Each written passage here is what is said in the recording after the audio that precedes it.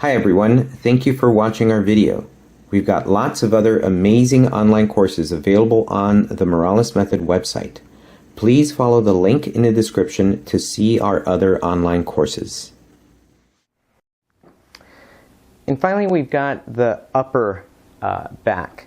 This isn't going to include upper traps and supraspinatus space. We have other videos that go deep into those muscles, but it's going to include the rhomboids and infraspinatus territory.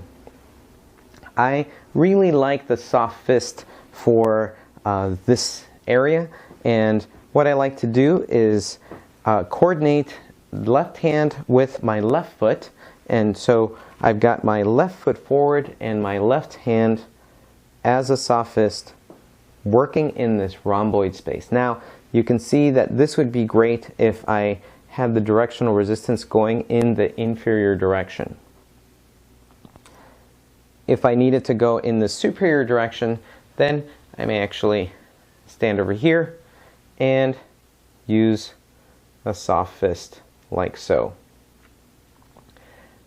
Now, one thing I don't want to do is, as I keep traveling, I don't want to tweak my wrist like this.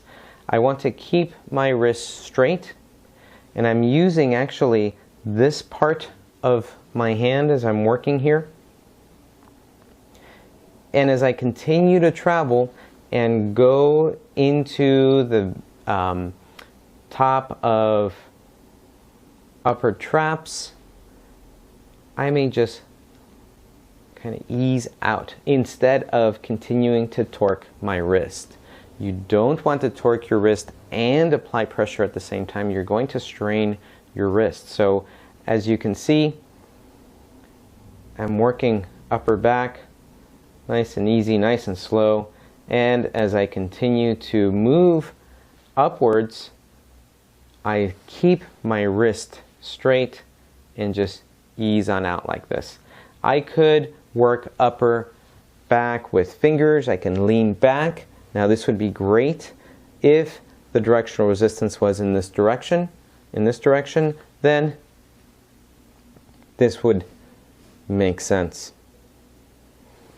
Again, if I needed to go in the inferior direction, then this would be a great tool. I could also use knuckles. And here's where I want to show a modification to the knuckles. In order to get some strength and stability in the knuckles, another thing I can do is get my thumb with my other hand and bring it right underneath this knuckle bend, so right over here. And that helps to stabilize the knuckle. Helps to give me a little added strength so I don't have to strain too much right there in my wrist to keep the integrity of the technique of the tool. And off I go. It's okay if my other hand is fanned out like this. It's okay if my thumb is fanned out because there's no pressure being applied here.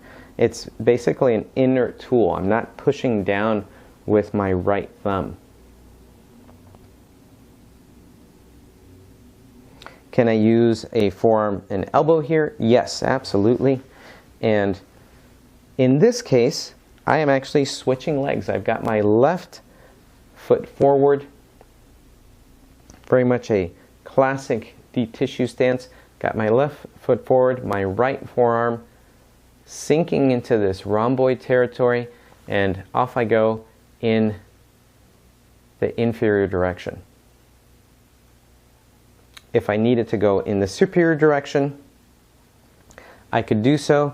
This is very much a classic approach. Right foot forward and left forearm.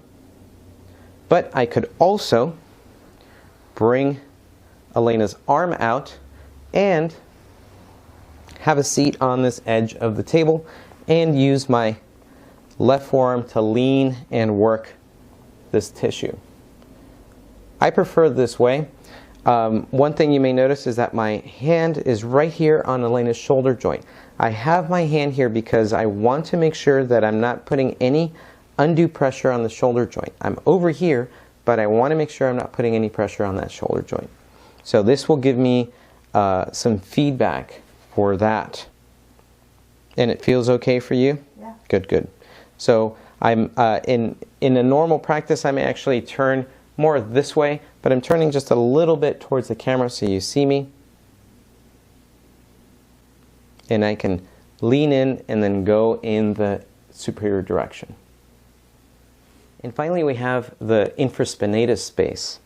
And with this space, we can absolutely work with a soft fist. I really like using a soft fist, but I don't want to bend my elbow and strain my shoulder. So one thing I don't want to do is this, to create pressure or downward pressure or any directional pressure on the infraspinatus. I definitely don't want to do this.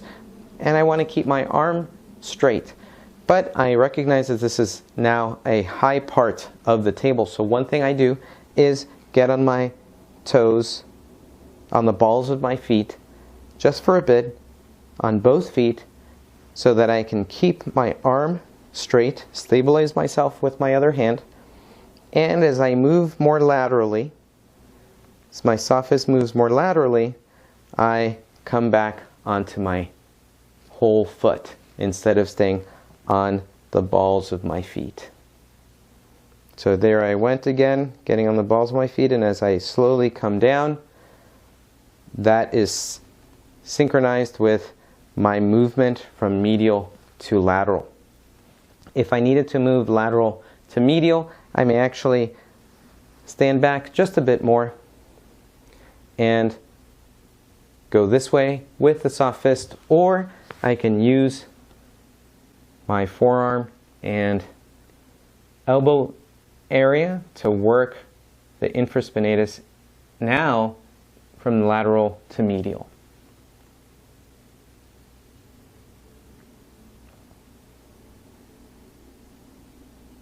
Can you use knuckles or fingers in this area? Absolutely, you can. You can use knuckles. You can use knuckles like so. You can use fingers. I like to use fingers and knuckles when I go from lateral to medial. When I go medial to lateral, I have a preference for this soft fist and getting up on the balls of my feet.